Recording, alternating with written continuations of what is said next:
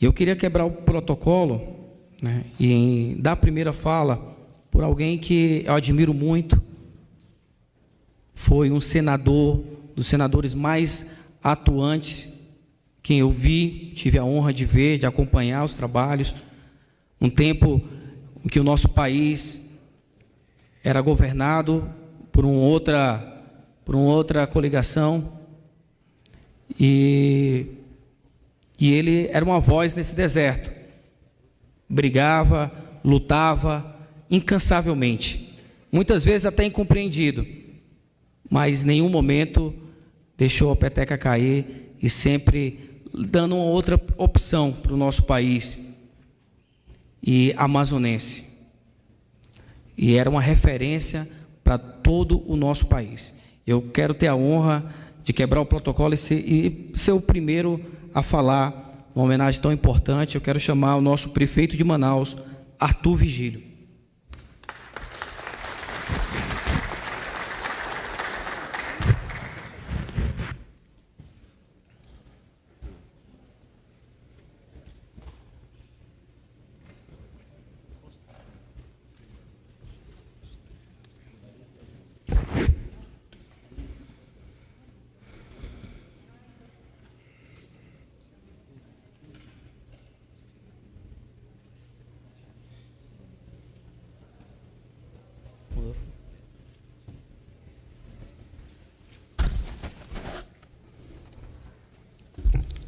Senhor presidente, deputado capitão Alberto Neto, ilustre deputado José Ricardo, meu prezado amigo e companheiro, senador Plínio Valério, ilustre coronel Alfredo Menezes, superintendente da Zona Franca de Manaus,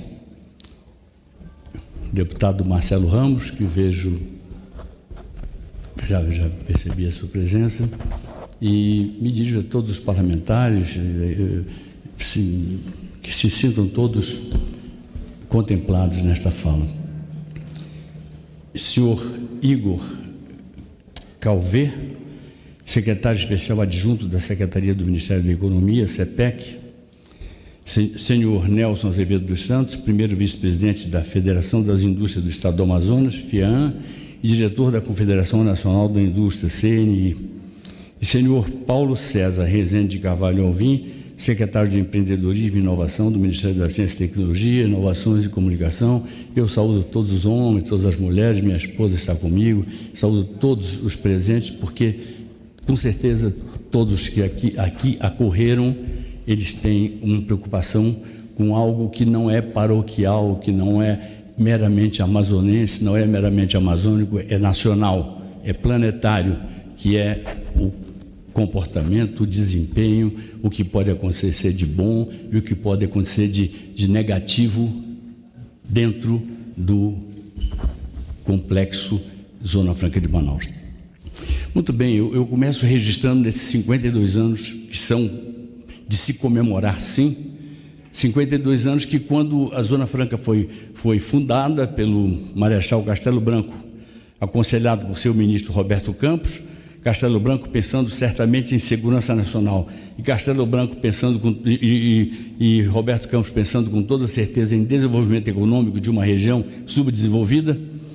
Naquela altura nós tínhamos uma cidade, uma capital, Manaus, com 700 mil habitantes, e uma enorme fragilidade no setor industrial, no setor de serviços, na construção civil. Era uma cidade frágil economicamente. A realidade mudou, e mudou muito amplamente, a ponto de nós, quando comparamos a relação da produção industrial, dos resultados da produção industrial do Amazonas, da Zona Franca de Manaus, com estados muito poderosos, reconhecidamente poderosos desta federação, nós nos surpreendemos com o desempenho positivo do polo industrial de Manaus. E é óbvio que isso aí se refletiu em muito emprego no Amazonas, praticamente todos, sustentando, e aí eu respondo, me lembro novamente do Marechal Castelo Branco, eu lembro, nós temos o povoamento das fronteiras, é efeito indireto, o povoamento civil das fronteiras é efeito indireto da Zona Franca de Manaus. Nós temos o Estado, eu diria, em 85% mais ou menos da sua força econômica, isso tudo situado nos limites a partir da Zona Franca de Manaus. Então, a indústria de construção civil, ela sozinha gera mais empregos que a Zona Franca de Manaus. Mas cada emprego da construção civil, cada emprego dos serviços, cada emprego do comércio, tudo isso depende de estar ou não estar funcionando adequadamente, funcionando bem o polo industrial de Manaus.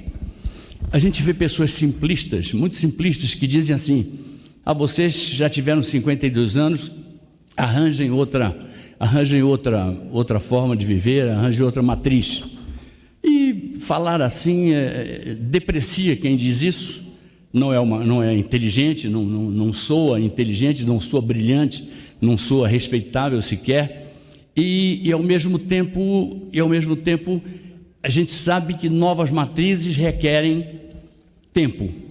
E quem garante tempo econômico e tempo político para o Amazonas buscar novas matrizes é precisamente o polo industrial de Manaus, que não deverá jamais ser substituído, mas deverá ser acompanhado de outras economias.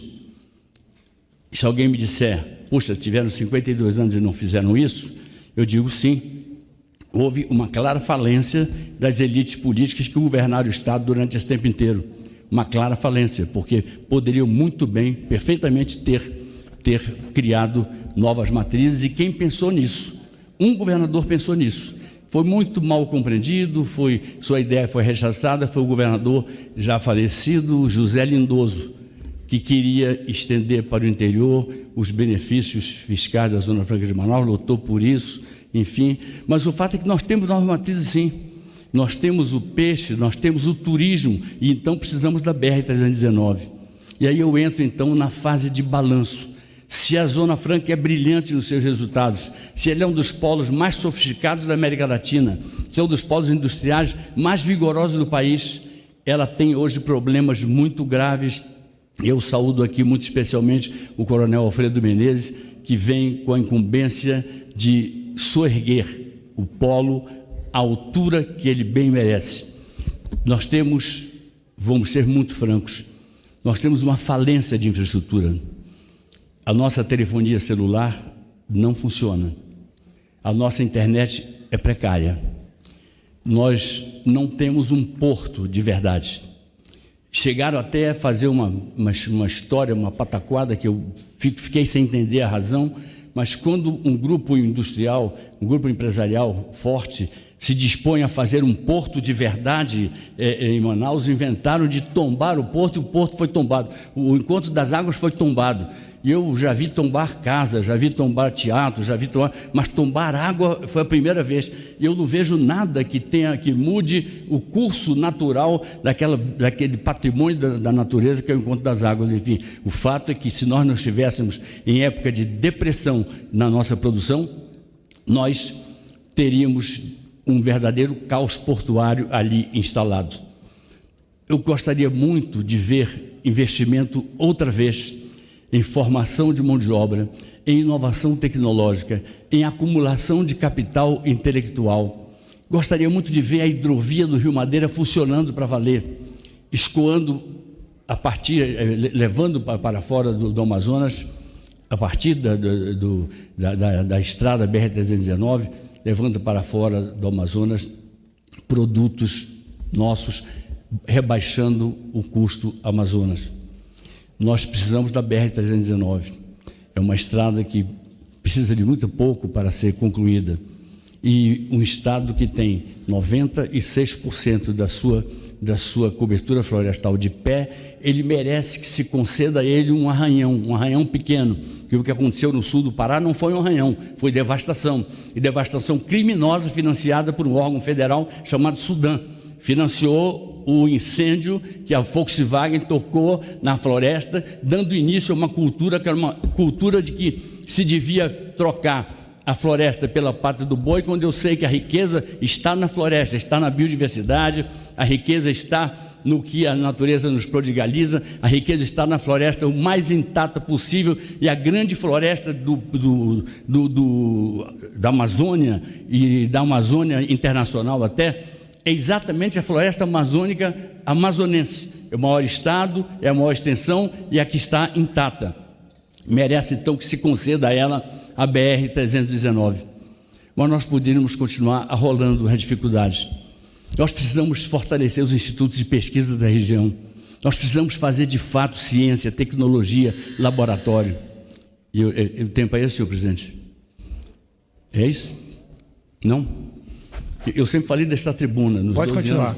Nos 12 anos que passei nesta casa, sempre usei esta tribuna e eu ficaria sem jeito se falasse da outra. E dei uma volta ao mundo, ali para chegar aqui, porque eu tenho grandes recordações. Eu lembro dessa segunda cadeira, quem sentava nela era o doutor Luiz Guimarães. Na primeira era quem fosse o líder da oposição à época. Então eu vejo o doutor Luiz Guimarães ali. Me perdoem a emoção. Mas muito bem.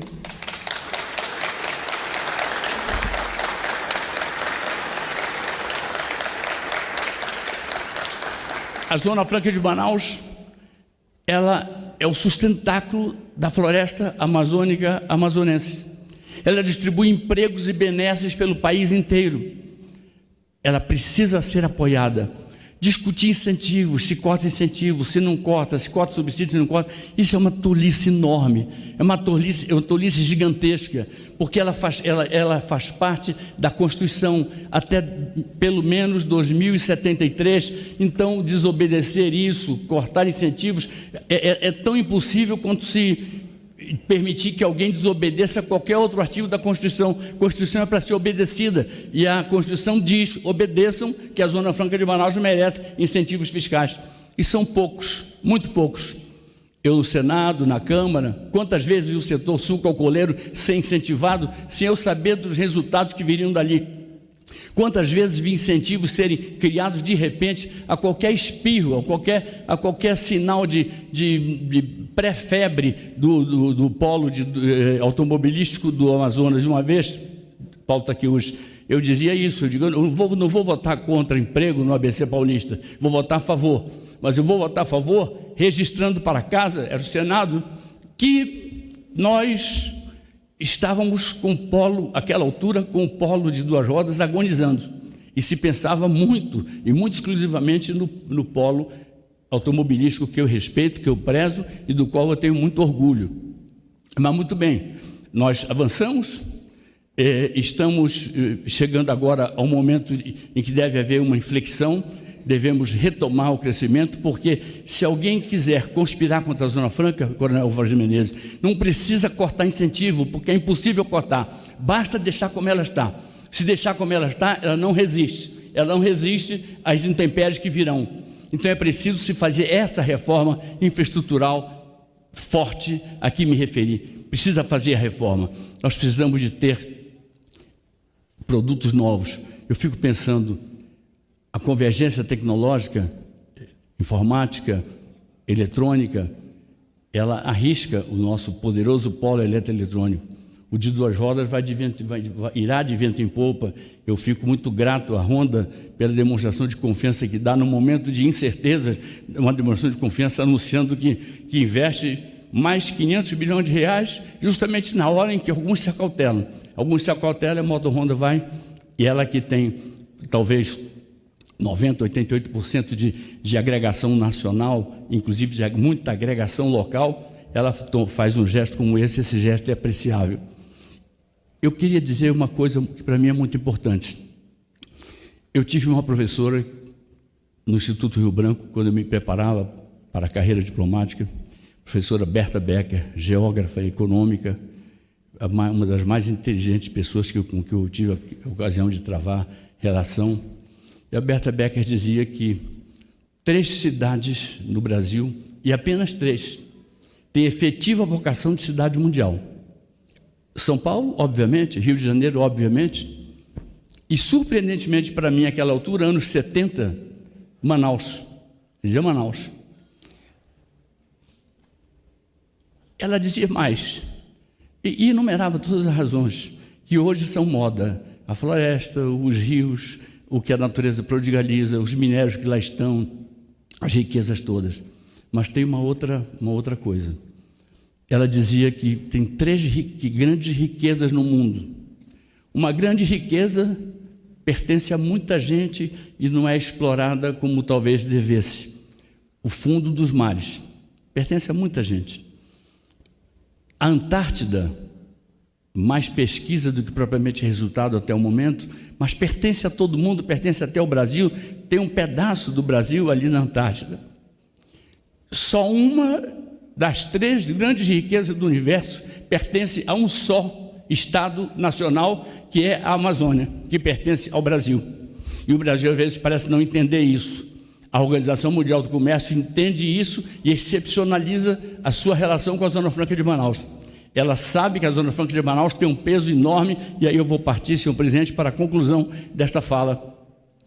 A Zona Franca de Manaus tem um peso, a OMC sabe que a Zona Franca de Manaus tem um peso enorme na luta pela mitigação dos efeitos, contra os efeitos negativos do aquecimento global. E ela, então, trata a nossa Zona Franca diferente do que qualquer outra. Qualquer estado que invente uma Zona Franca aqui ou em qualquer país do mundo vai levar ao país desse estado receber retaliações por parte da Organização Mundial do Comércio.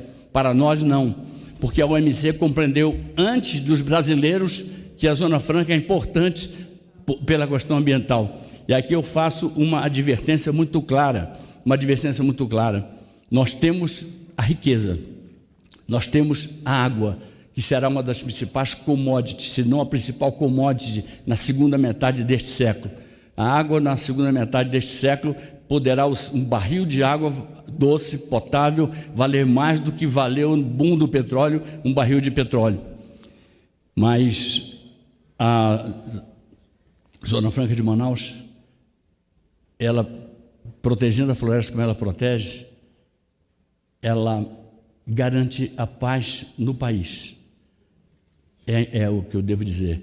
Eu, por exemplo, entendo que nós devemos olhar para a Zona Franca com olhos estratégicos. Organizações ambientalistas aplaudem a floresta de pé, mas às vezes se esquecem de quem mantém a floresta em pé. E é preciso que as duas coisas sejam bem ligadas, sejam bem colocadas, sejam bem postas. Nós temos razões, eu sempre preguei que o Brasil se tornasse nunca uma potência militar ofensiva de caráter imperial, colonial, nada disso, mas sim uma potência militar de caráter defensivo, até porque o Brasil vai precisar defender a sua água. O Brasil vai precisar defender a sua água, o Brasil vai precisar defender a sua biodiversidade. Uma governança desastrada sobre a Amazônia levaria a um nervosismo diplomático jamais visto neste país em nenhum momento. Em nenhuma das guerras em que o Brasil se envolveu, jamais haveria um nervosismo diplomático tão grande. E mais, se houvesse esse fenômeno que não acontecerá, da devastação da floresta amazônica amazonense, eu não tenho nenhuma dúvida de que nós correríamos grandes riscos de atritos militares com potências que estão realmente de olho na nossa região. Não quero ficar na velha teoria da cobiça, não. Eu quero dizer apenas que é importante para a sobrevivência deste país e para a sobrevivência do mundo, do equilíbrio do mundo, do equilíbrio ecológico do mundo, a presença da floresta amazônica em pé. Então, as potências não permitiriam uma quebra, uma perda da sua própria segurança, do seu próprio bem-estar, porque alguém governou irresponsavelmente o país. A governança tem que ser responsável. A governança tem que compreender que a riqueza está na biodiversidade. Quem trocou a ideia da preservação da natureza por formas... se nós tivéssemos, ao invés da Zona Franca, tivéssemos a agropecuária lá, preponderando no nosso estado, nós teríamos muito menos floresta, muito menos renda, muito menos perspectiva de riqueza. Então nós temos essa garantia que é a Zona Franca de Manaus de pé. E eu gostaria muito de passar isso. Se eu pudesse, eu passaria para cada cérebro de cada brasileiro, para cada cérebro de cada dirigente do país, para cada cérebro de cada pessoa que olha com olhos hostis uma região que é a única e a última fronteira de desenvolvimento possível. O Brasil no mais está esgotado. O Brasil sem a Amazônia, ele é medíocre. Sem a Amazônia, o Brasil ficaria um Chile mais gordo um pouquinho. O Brasil ficaria um Chile um pouquinho maior. O Brasil é o gigante que é, graças à sabedoria de Dom Pedro I e de José Bonifácio, dois estadistas, um estadista juvenil e um estadista de idade avançada, mas dois estadistas que garantiram à América portuguesa esse gigante que é o Brasil. No mais, a gente percebe que a América espanhola se dividiu em pequenos estados nacionais, e a gente percebe que o nível de estabilidade política no Brasil, por mais que a gente tenha às vezes umas fricções, é muito maior do que a média do nível de estabilidade política na América espanhola. É só olhar em volta. Já temos a Venezuela aqui pertinho. É só nós olharmos em volta, nós olharmos as convulsões na Argentina, que é um país de passado glorioso e de futuro incerto. Então, quando eu falo na Zona Franca, eu fiz questão de falar desta tribuna, daqui desta tribuna, porque aqui muitas vezes eu dizia o que agora estou dizendo. A Zona Franca não é uma questão paroquial, ela não é uma questão pequena. Havia deputado que queria dinheiro para construir uma ponte que ligasse a casa da Dona Noca com a da Dona Maroca, para ele ganhar 20 votos. Eu dizia, não é esse o meu papel. O meu papel é cuidar dos assuntos do país. O meu papel é ser nacional. O meu papel é ser nacional e trazer para o plano nacional os problemas do meu Estado e tornar nacionais os problemas do meu Estado, para que o meu país compreenda a importância e a necessidade de resolver os problemas do meu Estado. E temos agora um grande problema, que é do Brasil, que é do mundo e que é do meu Estado, que é o surgimento da Zona Franca de Manaus. A Zona Franca de Manaus é tudo isso. Ela é um pouco mais. Ela é a possibilidade de novos polos. Eu pergunto, por que a gente não pensa um pouco fora da caixa? Por que não drones? Por que não um polo de drones? Por que nós não olharmos quais são as possibilidades que a quarta revolução industrial está nos dando para nós atrairmos para a Zona Franca de Manaus novos polos? Por que não consolidarmos os polos já existentes, reconhecendo, e dessa vez eu sei que foi aviso de verdade,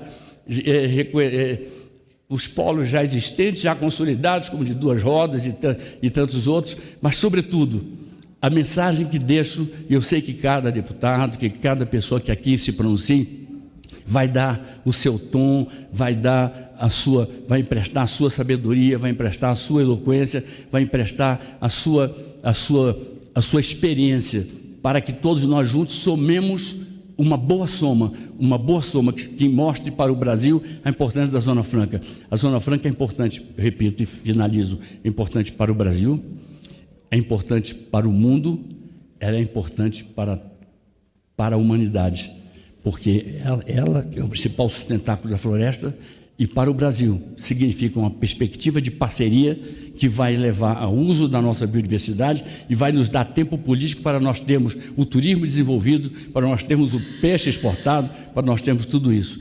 Nos meus tempos bons de deputado, a mesa era mais tolerante, viu, do que isso.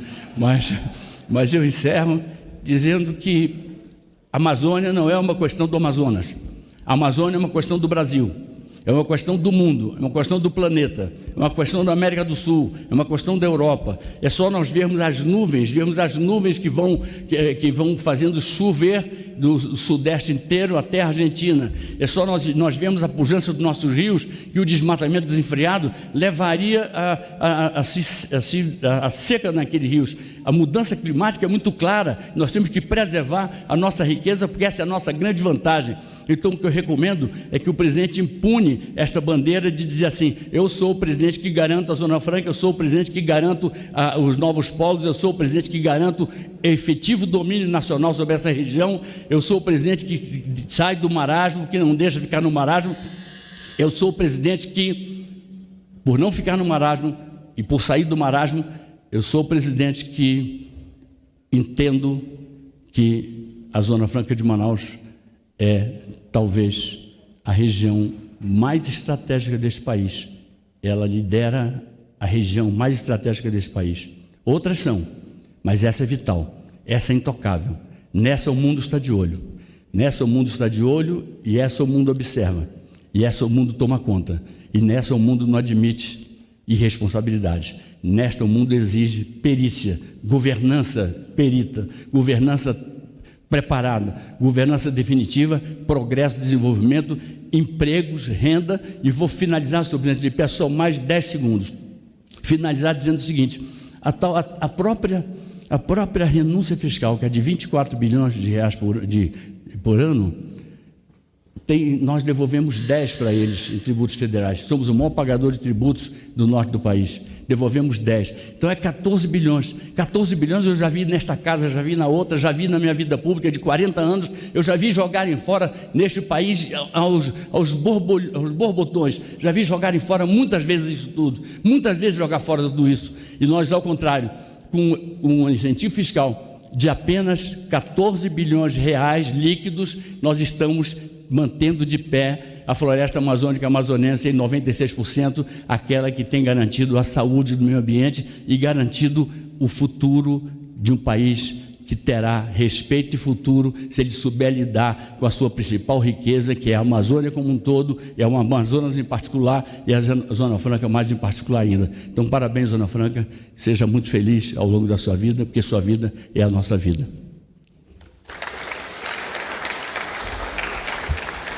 Muito obrigado, prefeito. Lindo discurso.